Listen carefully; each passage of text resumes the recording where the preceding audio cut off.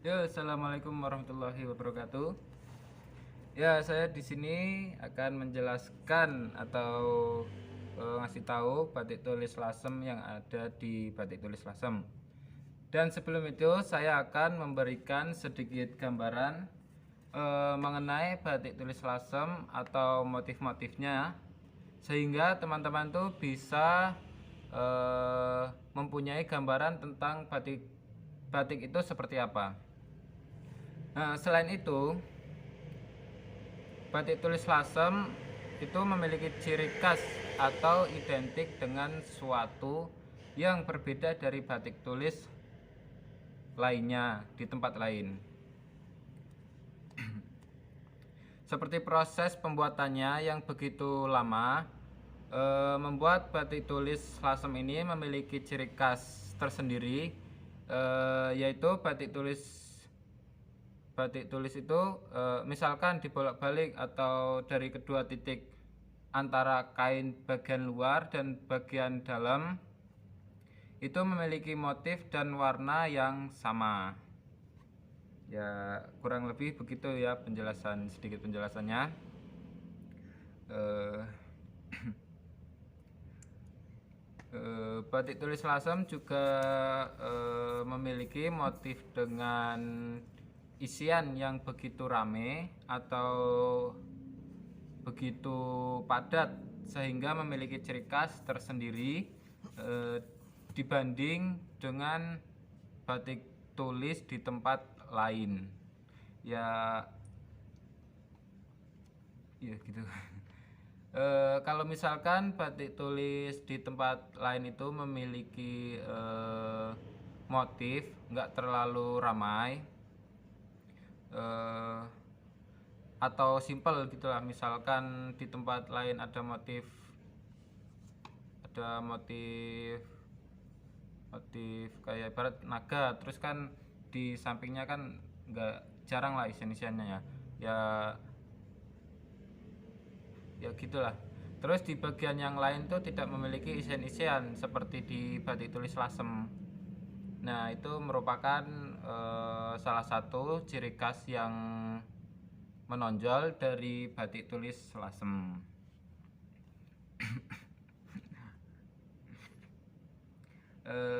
Selain itu, proses pembuatannya, batik tulis lasem itu tidak ada campur tangan ya, atau tidak pakai alat cap, tidak pakai mesin mesin printing maksudnya. Jadi semuanya tuh asli buatan tangan ya, asli buatan tangan orang, ya buatan orang gitu maksudnya. eh dari kreativitas warga di daerah Lasem ya, yang menuangkan karya-karyanya di dalam apa maksudnya, di dalam atas kain putih polos dengan ukuran yang berbeda-beda, dan nantinya akan saya review atau saya jelaskan ke teman-teman ya, ke teman-teman semua. Mungkin dari sekian banyak kain batik, motif-motif kain batik, saya coba review satu saja motif kain batik tulis lasem yang bisa jadi rekomendasi buat teman-teman pecinta batik tulis lasem yang akan saya jelaskan pada kesempatan kali ini. Saya akan menjelaskan atau memberikan sedikit penjelasan mengenai motif-motif di balik batik tulis lasem. Sebenarnya masih banyak sekali ya motif yang diambil dari motif-motif yang ada di lasem. Biasanya diambil dari pesisir pantai karena yang terletak di daerah pesisir. Jadi para pembatik itu membuat yang ada di sekeliling lasem gitu. Kayak seperti contohnya karena lasem di daerah pesisir, jadi pembatik banyak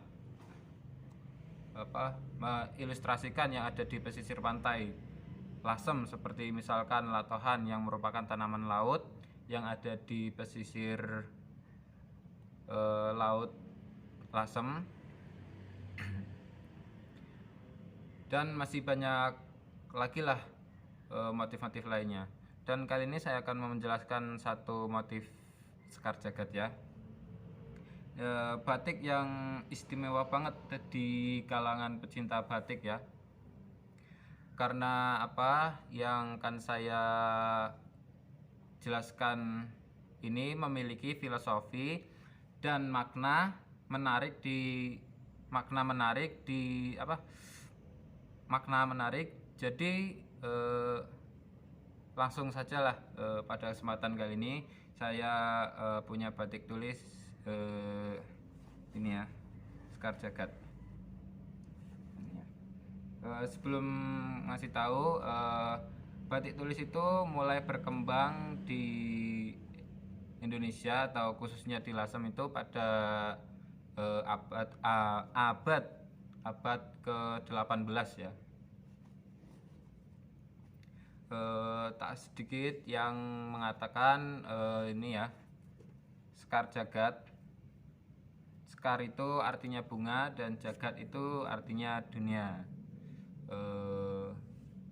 Bunga yang merupakan lambang keindahan, yang mana keindahan tidak hanya sekedar terpancar melalui kecantikan fisik, namun juga dari tingkah laku, juga tutur kata atau perbuatan kita sehari-hari ya dalam hidup. Dan konon katanya jika yang memakai motif sekar jagad ini, orang tuh akan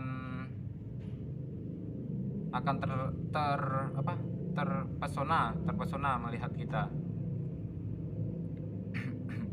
Dan ada juga yang mengatakan ya, sekar jagad itu berasal dari bahasa Jawa, yaitu kar, peta, dan jagad itu dunia.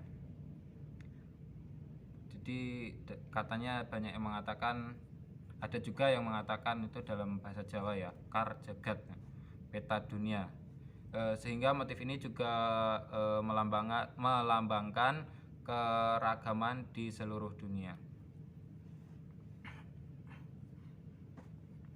Nah, untuk umumnya kain batik tulis Lasem itu berukuran 230 sampai 235 cm kali 115 cm. Tapi yang saya pegang ini beda ya, beda sama pada umumnya, yaitu ukuran 210 kali 106 cm. Dan ini motifnya yang sekar jagad ya, seperti ini ya.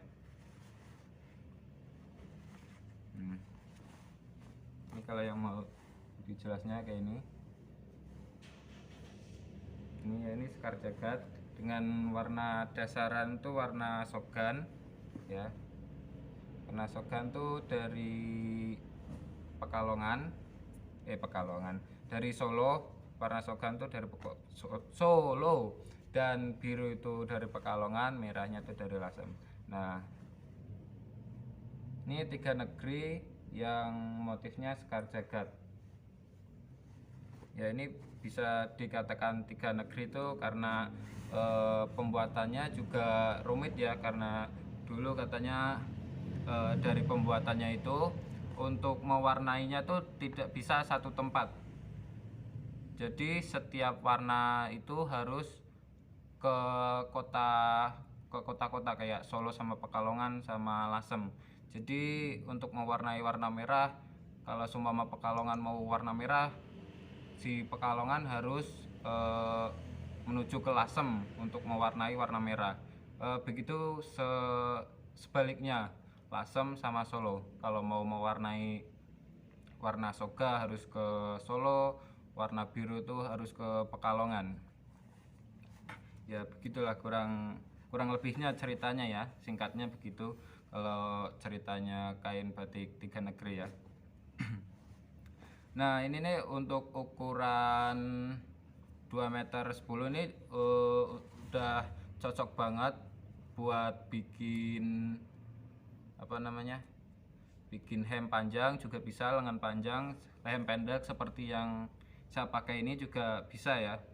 Ini juga kain batik tulis yang saya apa namanya, saya pakai ini juga.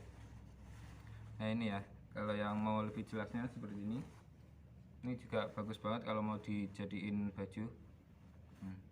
Kalau untuk perempuan juga bisa ya buat dijadikan jadikan outer juga bisa, jadikan blus juga bisa, jadikan kalau untuk anak kecil ya, ukuran 2 meter tuh bisa jadi dua. Kalau untuk anak kecil ya mungkin umuran 5 tahun sampai ya sampai 7 tahun lah, 7 tahun ke bawah pokoknya lah, mungkin bisa jadi dua baju. Kalau untuk orang dewasa itu cukup satu kain satu orang, maksudnya satu baju kayak ini ya, ada sisa sedikit lah. Kalau untuk gamis itu satu kain tidak cukup ya, harus ada tambahan, itu entah warna lainnya atau mau yang warna sama, itu tuh harus 2 potong kain, itu kalau mau gamis ya. Kalau tidak mau 2 juga bisa dipakai warna campuran ya, kayak sumama ini kan warna sogan, bisa dicampur warna merah, bisa dicampur warna hitam juga bisa. Soalnya kalau cuma satu kain tuh kurang ya.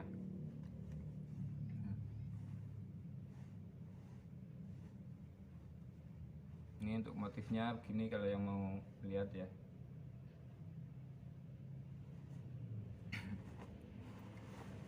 Apalagi ya, dan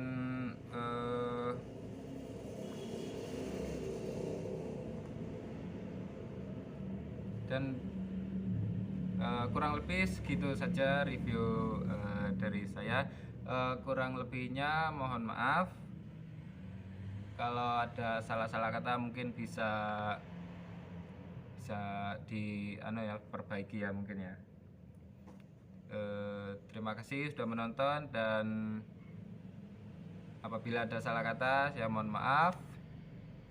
Sampai jumpa kembali. Terima kasih.